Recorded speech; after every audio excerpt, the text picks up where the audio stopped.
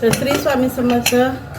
तर मी करणार आहे एक बटाट्याची भाजी करणार आहे. तर त्याकरता मला बारके छोटे आलू नव्हते तर मोठे आलू होते घरात, तर त्याच्यामध्ये 2 तुकडे केले आणि एक शिट्टी घेतलेली आहे.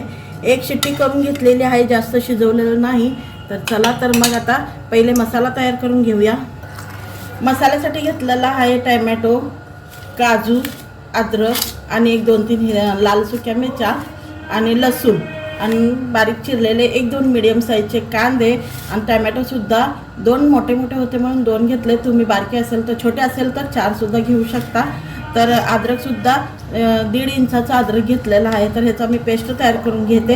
कांदा सोडून बाकीचं सगळं पेस्ट तयार करून घेते. तर कुकरमधून हे बटाटे काढून घेतले पाण्यातनं आणि ह्या बटाट्यांना या काट्याच्या चमचा टोचून घ्या, म्हणजे भाजीची जी बी ग्रेव्ही आहे या बटाट्यामध्ये उतरायला पाहिजे. त्यामुळं आतपर्यंत जाण्याकरता भाजीला इतकी छान चव येते ना, तेवढी छान चव येते. ह्यांना सगळ्याला छिद्र पाडून घेतलंय. तर चला तर मसाला तयार करून घेते.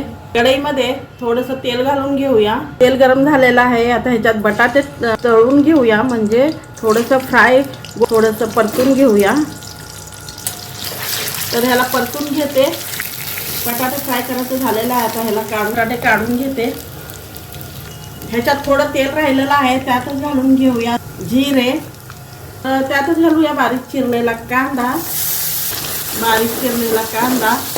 थोडासा परतून घेऊया. जे करपलं होतं ते मी काढून घेतले साईडनं असं.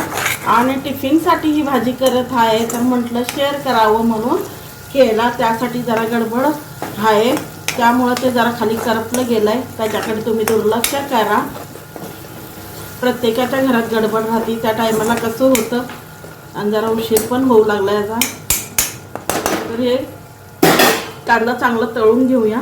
कांदा छान तळला गेला आहे. आता ह्याच्यात घालूया आपण जे वाटण तयार केलं होतं ते टॅमॅटोची ग्रेव्ही.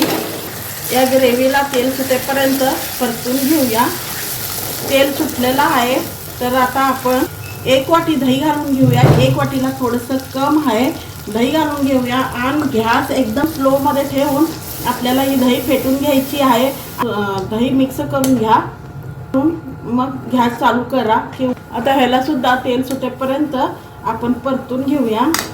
तेल असं छान सुटलेलं आहे. तर आता मसाले घालून घेऊया. तर गरम मसाला घालून घेते.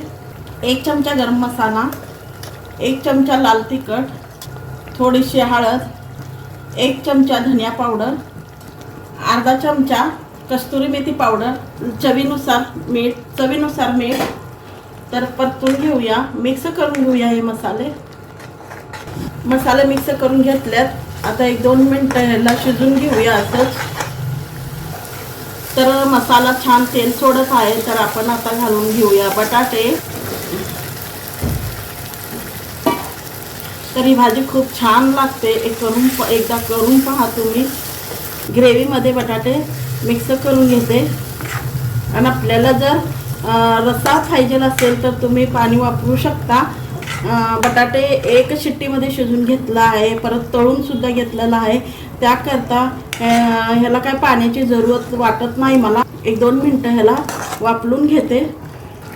तर आपण बघूया भाजी झाली का. बघा भाजी छान झालेली आहे आपली. आता गॅस बंद करून घेते. आता वरून घालून घेऊया कोथिंबीर. आणि अशी भाजी जैसा आपण. तर चला तर मग ही रेसिपी कोणाकोणाला आवडली तर लाईक शेअर जरूर करा, करून पहा. तर साधी, सिंपल आणि लवकरात लवकर होणारी टिफिनसाठी खूप भन्नाट अशी भाजी झालेली आहे. तर चला तर मग या मी टिफिन भरून घेते आणि जेवायला सुद्धा वाढणार आहे. तर चला तर मग करून पहा, लाईक शेअर जरूर करा. तर चला.